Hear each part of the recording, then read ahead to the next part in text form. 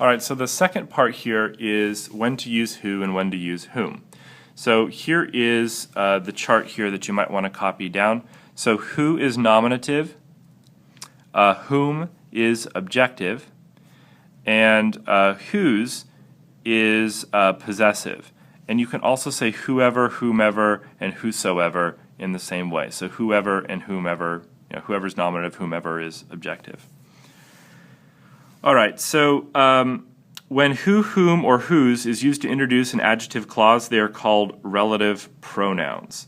And when you have a relative pronoun, it will serve a function in the sentence. If the relative pronoun usually will be the subject of the sentence, which means you'll use the word who. But whom is used as the direct object, indirect object, and object of preposition. So you already know this because this is rule number 1 and this is rule number 2. So here's some examples of that. So here's a question. Who plays the part of Jack in the film Titanic?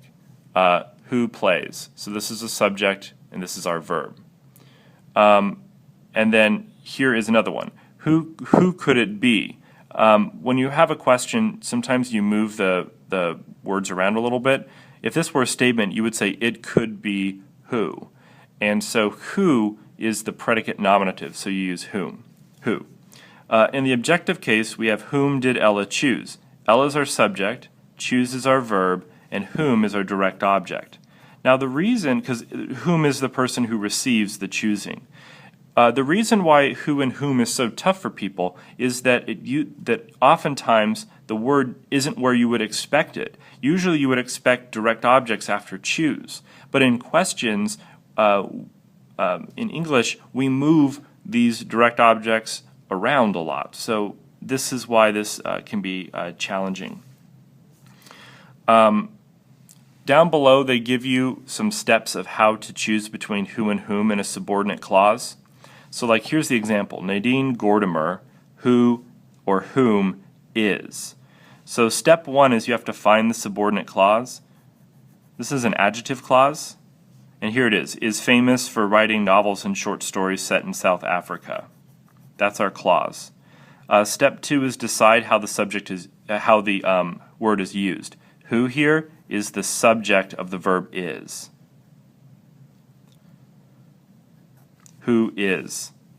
And then step 3, the case here should be nominative, and then the nominative version of who or whom is who.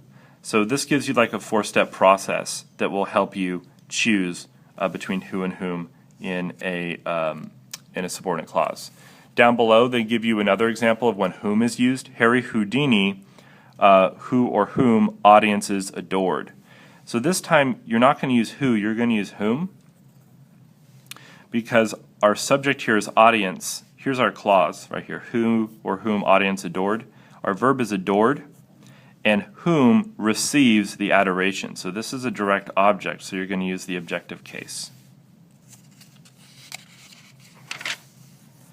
Okay, let's do exercise 7 a little bit. I'll do the first few. Number 1, the 2 people who or whom I like most. So here's our clause here, who I like most.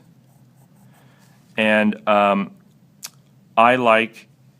is our subject here in this clause. Like is our verb.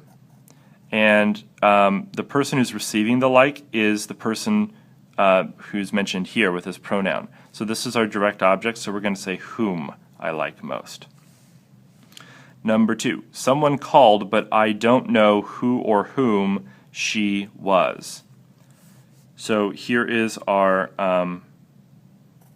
clause here, and our verb is here, she was, and she is our subject. And was is a linking verb, and it links to the person that we're wondering about here. So that means that this is a predicate nominative, not a direct object, unlike number 1 where it was a direct object. So this is going to be a predicate nominative, which means the nominative case, which is the word who. Number 3, be sure to talk to whoever or whomever she interviewed. Here we have here's our clause, whoever or whomever we interviewed.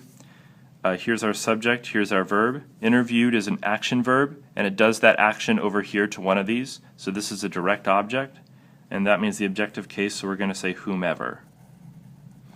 Number 4, several of the women who or whom had served on the committee. Here's our clause in the sentence, and had served is our verb, and the subject has to be right before it, and it's right here, who had served, which means the nominative case, so we're going to say who. And number 5, I can't remember who or whom I asked that question. Here's our clause, here's our verb and our subject, and I asked a question, so here's our direct object, but we're asking about the indirect object, the person who receives the asking of the question. So that means we want the objective case because it's an indirect object, so we're going to say whom. Go ahead and try the rest on your own.